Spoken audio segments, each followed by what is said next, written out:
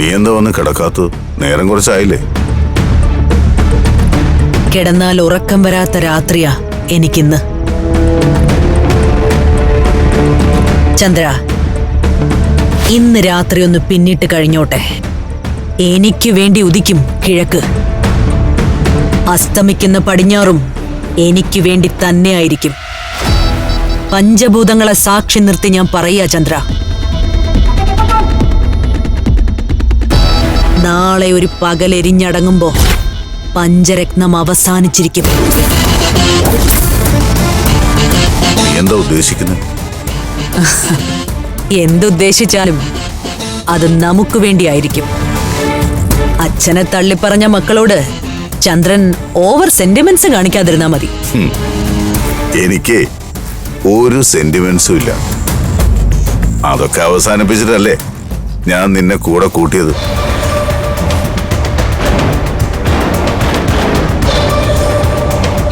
നിനക്കപ്പുറം എനിക്കൊരു വാക്കില്ല. ചന്ദ്ര, മക്കളെയും മക്കളോടുള്ള അടുപ്പവും മാറ്റിവെച്ച നമ്മള് ഭരിക്കും പഞ്ചരത്നം.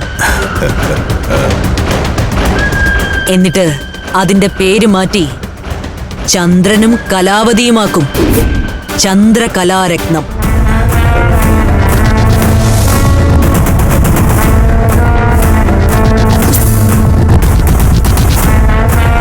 കൂടെ ഉണ്ടായാൽ മതി, കൂടെ നിൽക്കണം ചന്ദ്രൻ. ഞാൻ എന്ത് കാര്യത്തിനും നിന്റെ കൂടെ തന്നെ ഇല്ലേ?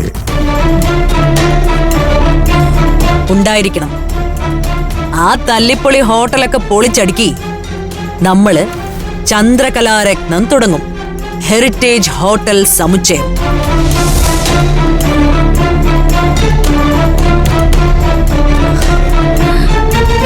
എതിരൊന്നും പറയാതെ ചുമ്മാ എന്റെ കൂടെ ഒന്ന് നിന്ന് തന്നാ മാത്രം മതി.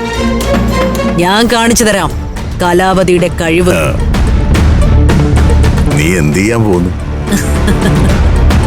ചന്ദ്ര, പഞ്ചരത്നത്തിലെ നാളത്തെ പാചകം എന്റെ കയ്യിലാ, എന്റെ ഓൺ കസ്റ്റഡിയില്.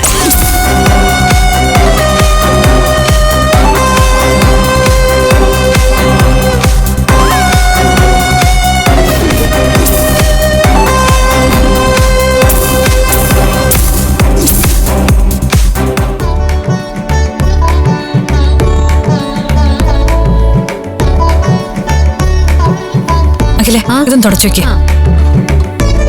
ഭാസ്കരേട്ടാ, അഭിമന്യു നിന്ന് പാചകം ചെയ്യുന്നത് കണ്ടതാണല്ലോ. നമുക്ക് തോന്നും നമ്മൾ ചെയ്യുന്ന പാചക ഏറ്റവും കേമമെന്ന്. നമ്മളെയൊക്കെ കൊള്ളാവുന്നവർ വരുമ്പോഴാ നമ്മുടെ കുറവ് മനസ്സിലാവുന്നത്. ഞാൻ തീരെ മോശമാണെന്നാണോ? അയ്യോ, ഞാൻ പറഞ്ഞു വന്നത് അതല്ല. അഭിമന്യുവിന്റെ പാചകത്തിന് രുചി കൂടുതലായിരുന്നു. അന്ന് ഊണ് കഴിക്കാൻ വന്ന എല്ലാരും പ്രത്യേകം പറഞ്ഞില്ലേ അയാൾ ഉണ്ടാക്കിയ അവിയലിന് നല്ല സ്വാദാണെന്ന്. ചില കൂട്ടുകളെ ഒരു കയ്യളവാ ഭാസ്കരേട്ടാ, അതിനീ കൈപ്പുണ്യം എന്നൊക്കെ പറയും. അന്ന് അഭിമന്യു പറഞ്ഞതനുസരിച്ച് ഇന്ന് ചേട്ടൻ ഒരു സാമ്പാർ ഉണ്ടാക്കി നോക്കിയേ, എങ്ങനെ ഉണ്ടാവുന്നു നോക്കാലോ.